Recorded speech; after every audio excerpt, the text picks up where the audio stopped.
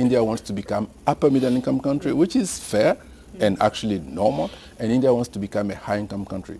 But for that, as we said, growth needs to be higher than 6.3%, especially if India wants to achieve those goals by 2047.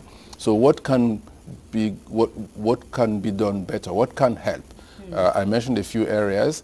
So they're not going wrong, but the areas that could do better: private investment, on skill side, female labor force participation. I think for me it's the lowest hanging fruit. And in fact, it's perhaps the area that hurts the most growth in India, because India's female labor force participation is at 25% according to some statistics. According to the same statistics, the average is 50% for countries at India's income level.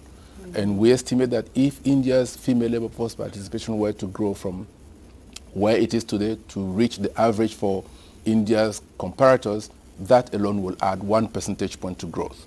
So meaning, instead of 6.3%, we will have been forecasting 7.3% or 7.5% growth rate, just by doing that. Just if women have their equal representation in the workforce?